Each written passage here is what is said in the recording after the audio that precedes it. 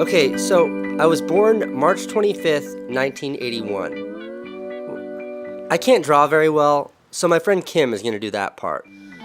March 25th, 1981. My mom said that she was watching a horror movie when she went into labor with me. So there's that. I had 3 siblings, and we lived in a lower middle class part of Connecticut. My dad was a restaurant supply salesman. He sold forks and knives and dishwashers and stuff like that. He worked a lot, and my mom was pretty hands-off when it came to parenting. I'd describe the majority of my childhood as wonderfully unsupervised. I was a pretty bad kid. Like, there were these train tracks in our backyard, and we'd hang glass jars of mayonnaise off of the bridge, so the jars would smash on the windshield of the train as it drove by. Also, this one time, my brother and I lit the tree fort on fire. We didn't mean to. We just wanted to have a small fire in our wooden tree fort.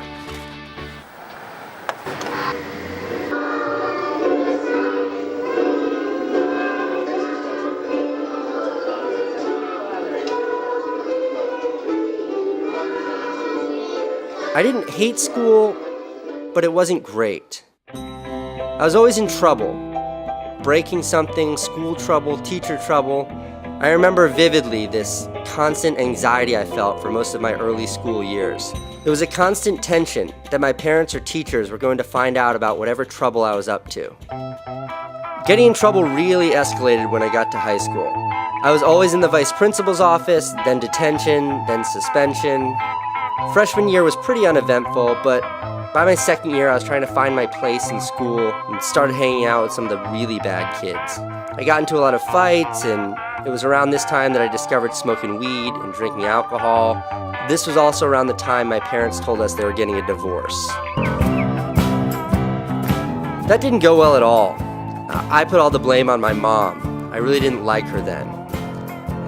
One night we got into this big argument, and she ended the fight by saying, "Do what I say or get out of this house." And I left. I was 15 years old, and I ran out at 9 o'clock at night on a Tuesday. Okay, so 15 years old and on my own. I stayed with some friends for a while and eventually moved in with these 2 slightly older girls. Naturally, one of those girls became my girlfriend, and a few weeks after I moved in with them, my girlfriend got in a fight with her roommate, and she told me she wanted to leave. So her and I got in her Honda, and we left. We drove from Connecticut to Virginia, where my big brother Van was in college. I was happy in Virginia, but after 3 months there, my girlfriend got pregnant. So we moved back to Connecticut, and I dropped out of high school. We lived in her friend's basement for a while and eventually found an apartment. I worked in this seafood restaurant. I was a dishwasher. I made $8 an hour. Then, the following April, just after my 17th birthday, Owen was born, and I was a dad. Now, I don't know that teenagers are emotionally equipped for the magic that is having a child, but the feeling I had in the hospital just after he was born, it was similar to Christmas morning when I was little. It was like that feeling you have when you get exactly what you want.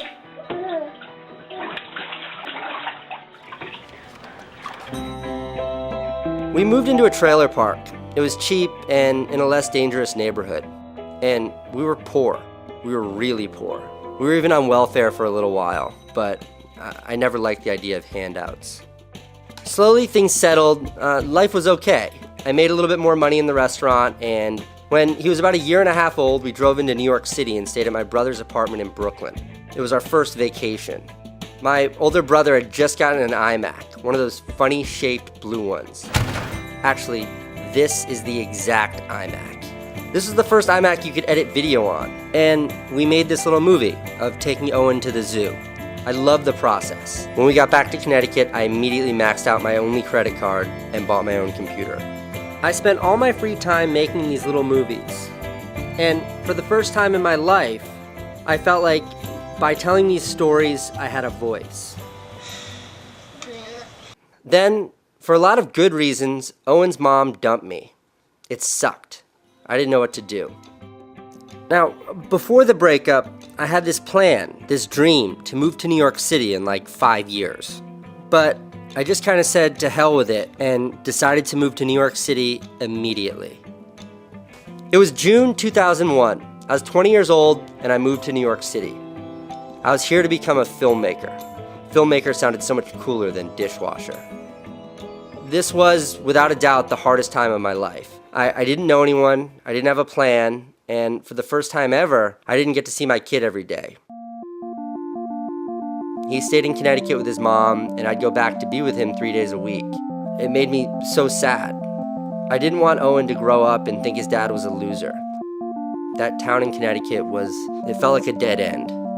That first summer in New York City, I worked as a bike messenger, and eventually this artist named Tom Sachs, somebody my brother knew, hired me for $10 an hour. Put aside $100 a week because that's what it would cost to get back to Connecticut to see Owen. No matter what, I wouldn't touch that travel money. At the end of that summer, my 3-month sublet was up, and I moved into a friend's couch in the financial district of downtown Manhattan. My buddy said that I could stay there for a month, and the day I moved in was September 2nd, 2001.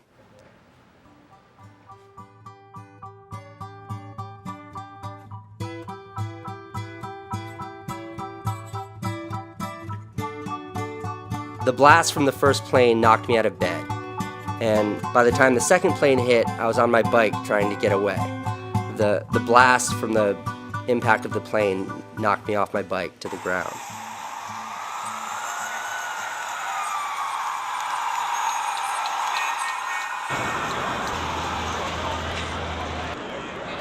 My dad called me that morning, and he said to me, "It's time to come home, time to move back to Connecticut."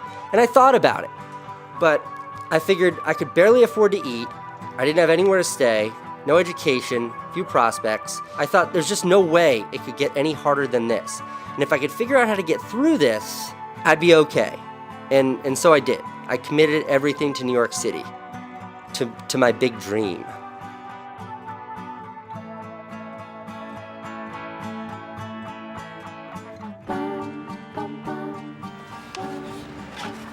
And that's when things started to turn around.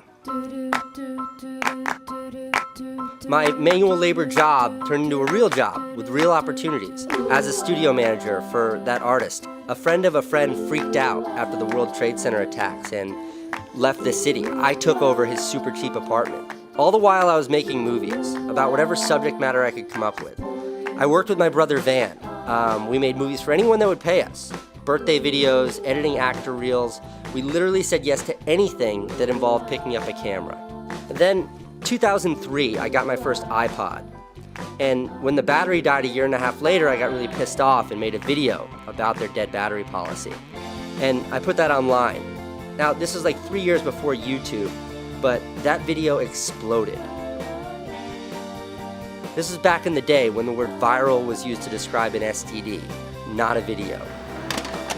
Casey, it started with you. I got the first iPod, Generation 1, had it for about... And all of a sudden, people started asking about other movies we had made.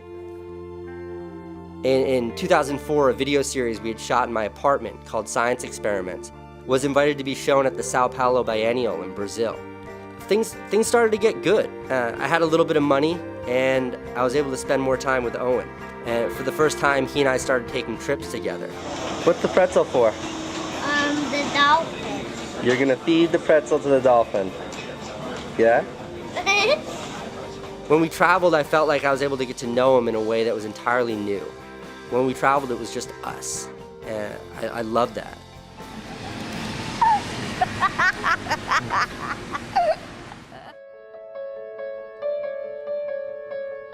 In 2006, I met this guy named Tom Scott. He ran a group of local TV channels, and he hired Van and me to make some videos. The videos came out great, and he made this big offer to us. He simply said, "I want to bankroll a big project you guys do."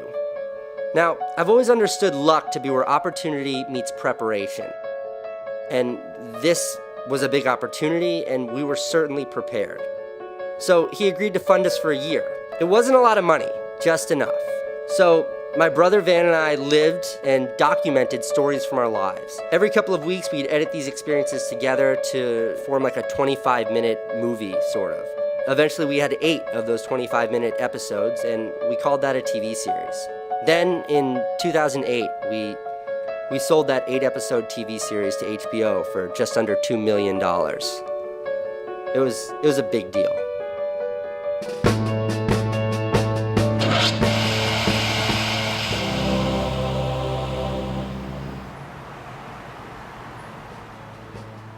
The HBO show premiered in 2010. Then my brother and I stopped working together. I produced a couple of movies, and ultimately I just shifted all of my focus to YouTube. I'd found my voice telling stories with my videos back in that trailer park, and I had finally found an audience for it on the internet. Owen turned 16 a couple months ago. He's taller than me now, he's smarter than me, and he's definitely better looking than me. We've never stopped traveling. I don't think we ever will. And I owe that kid a lot. The first 2 decades of my life were spent being told I was wrong, not fitting in. But this last decade of my life, you know those days when you're in a rush to get somewhere and you catch every green light? That's what it's felt like. I'm 33 years old, and I have no intention of slowing down.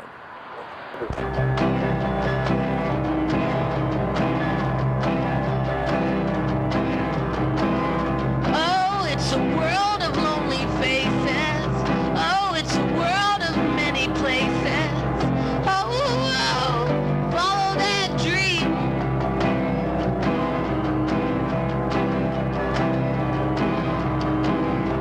Oh, it's a world of funny faces. To get home, you have to touch all the bases.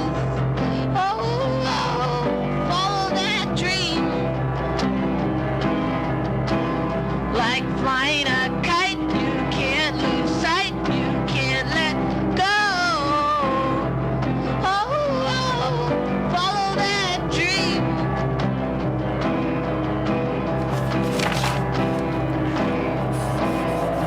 Setting sun don't mean the end, though it could. So get the job done, babe, and follow that dream. Though silly it seems, it'll get you through your